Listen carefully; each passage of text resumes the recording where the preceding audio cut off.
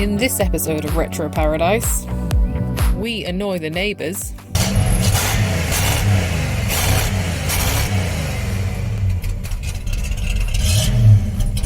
We are disappointed. We just want to see if it does anything. I'm going to press this button. No. And we clearly haven't learnt our lesson. Confidence level. Fire extinguisher.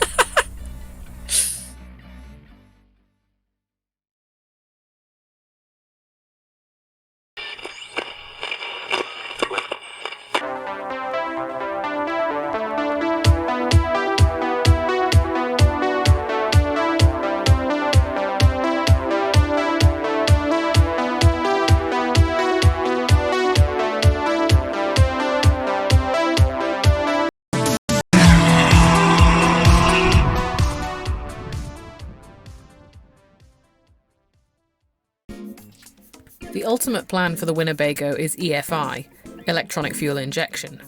But as that is some time away on account of funds, we decided to rebuild the carburettor instead to try and stop it from getting stuck on wide open throttle whilst idling. This would also give us the opportunity to change the air filter, which had seen better days.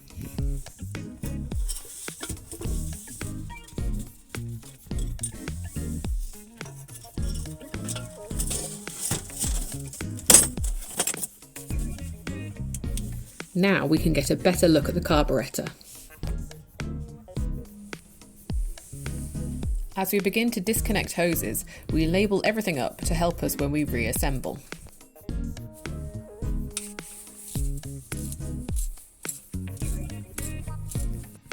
The fuel pipe is they come really tight, and this one's already rounded off by somebody, so we're struggling to get it off. So I'm going to try and disconnect it here instead.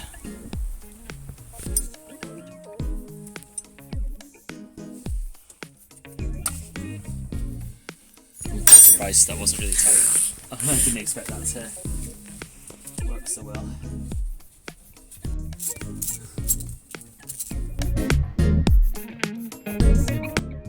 All bolts now removed, it was time to unseat the mighty thermoquad.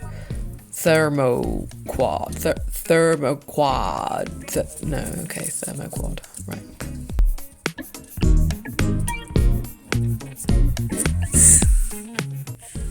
Bloody hell, there's always one, isn't there? Freedom!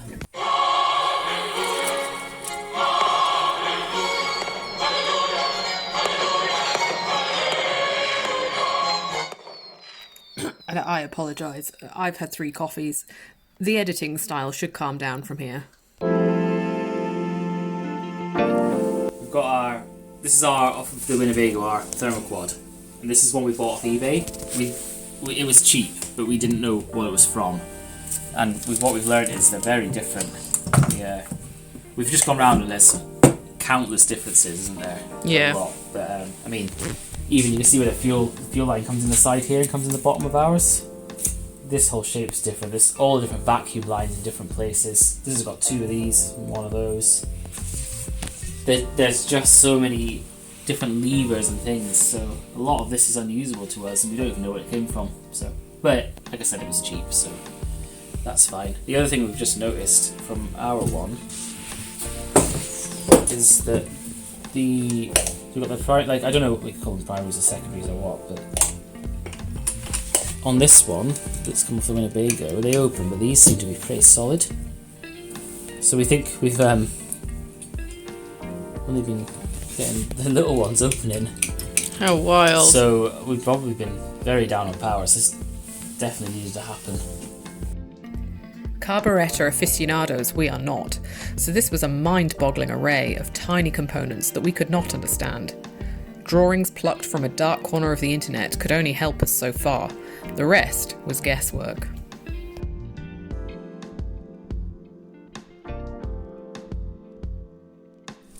So we have finished stripping down the carburettor. We were meant to show you this, but I didn't manage to. It all came apart pretty easily. We bought a rebuild kit and spent some time cleaning all reusable parts before attempting reassembly, which Eddie did not enjoy. What's next? I don't know. Fucking floats. You're having a great time. I don't know if these pins have gone the right way.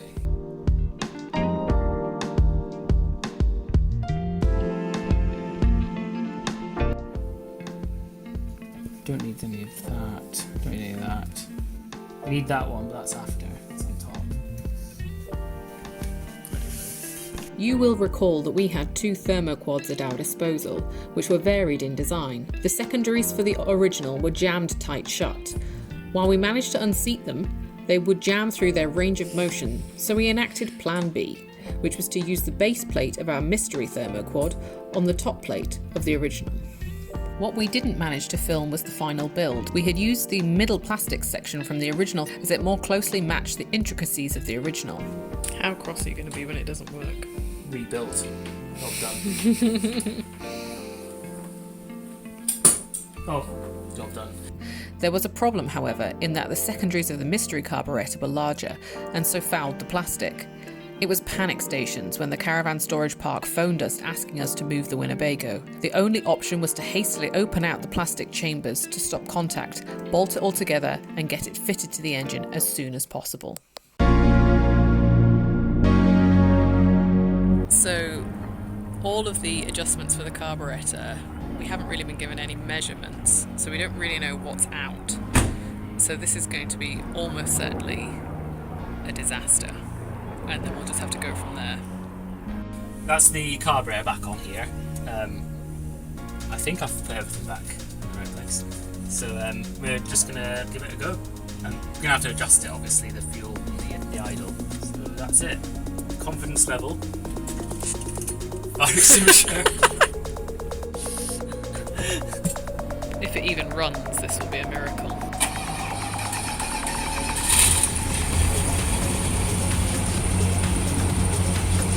Oh my god! What were we worried about? It sounds really good. Like a lot better than it did before. It's alright, that. These carburetors, man. Easy. Unfortunately, the success was slightly short-lived. When taking the accelerator to full throttle, the secondaries appeared to jam open, meaning that we hadn't entirely solved the clearance issues, so EFI is still very much on the cards. We were left with a bit of a lumpy idle, but provided you don't rev it hard, it runs fine. One of the other jobs is to get the generator running, which would give us power for power tools. We've got no idea how this works or what it needs to make it run, so we did some preliminary investigations. So, go to the battery, if that battery runs this. There's no fuel line because it's disconnected. We just want to see if it does anything. I'm going to press this button. No. There's still the small matter of making the Winnebago watertight. 4-inch micropore tape around many of the seams has seen off the worst of it to get us through the winter. Next spring and summer, we'll see the removal of the air conditioning unit and aerial so that we can cover the original aluminium roof with EPDM rubber roof paint. The floor of the sleeping area has corroded so badly that it's come away from the seams. This has seen the worst of the leak for likely over 5 years before we owned it. She's in a bit of a sorry state. We will continue with our Mini Winnie mini episodes as we slowly but surely work through this massive project. In the next episode of Retro Paradise, we will be back to our road trip content with a lap of the North Coast 500 in the GT and the VX220. That's all for now, folks. Thanks for watching, and good night.